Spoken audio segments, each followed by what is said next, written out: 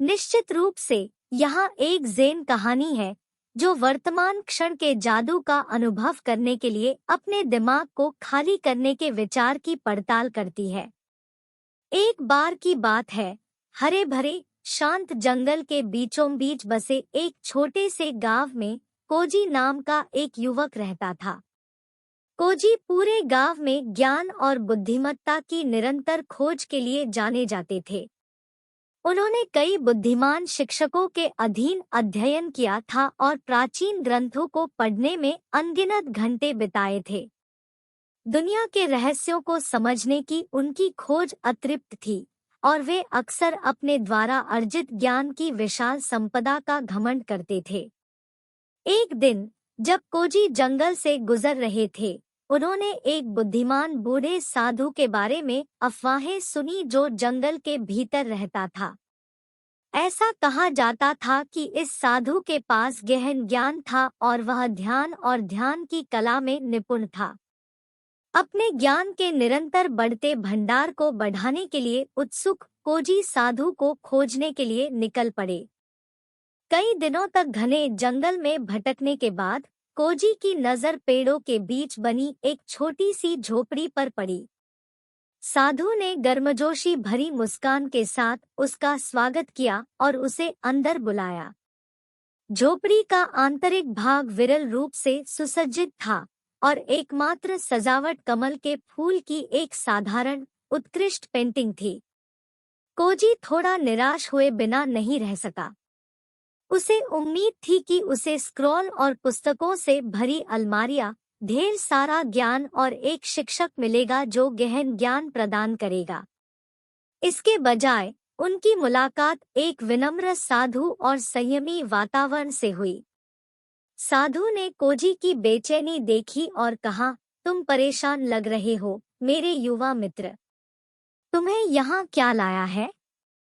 Cozi ने उत्तर दिया, मैंने सुना है कि आपके पास महान बुद्धि और ज्ञान है और मैं आपसे सीखना चाहता हूँ। मैंने अपना जीवन जानकारी एकत्र करने में बिताया है और मैं और अधिक की प्यास रखता हूँ। साधु ने सिर हिलाया और एक चायदानी की ओर इशारा किया।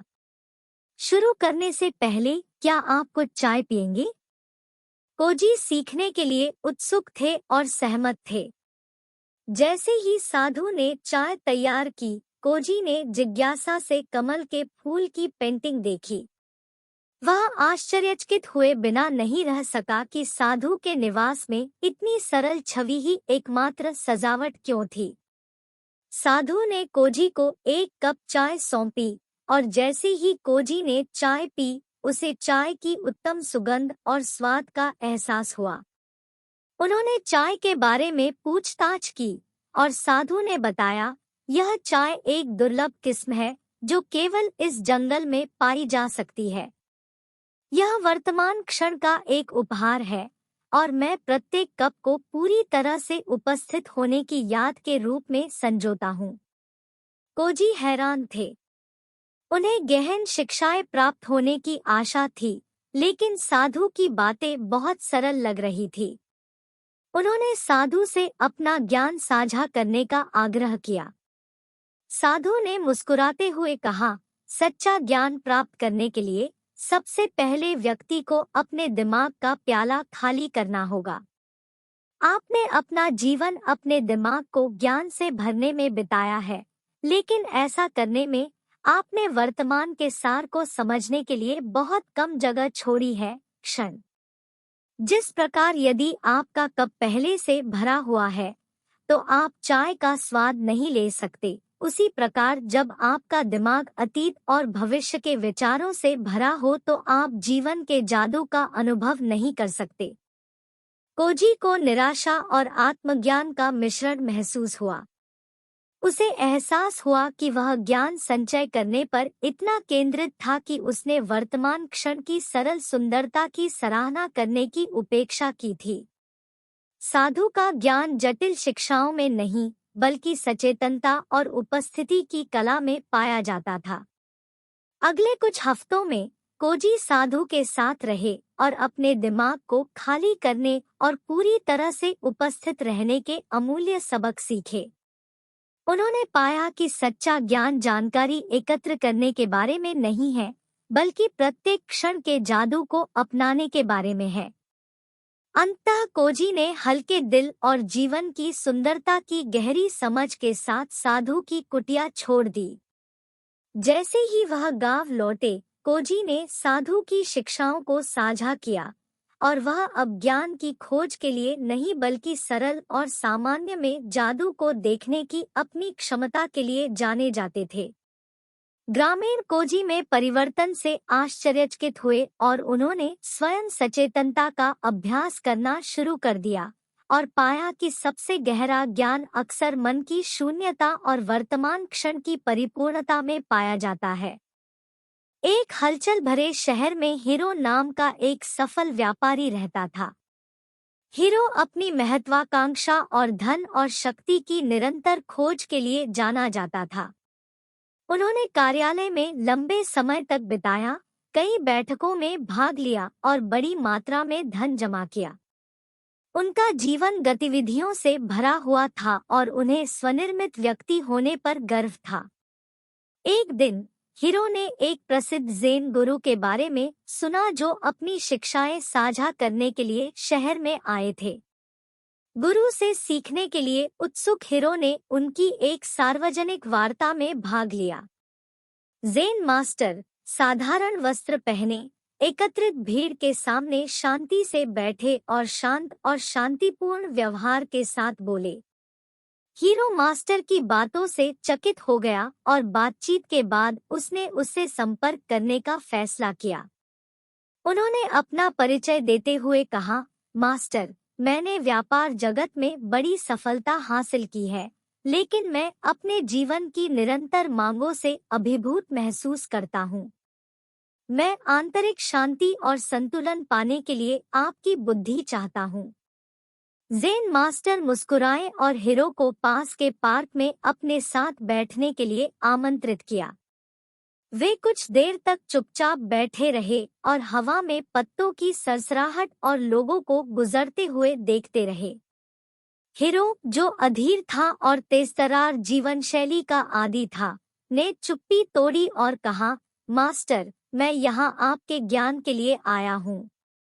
कृपया मुझे सिखाएं कि आंतरिक शांति और संतुलन कैसे पाया जाए।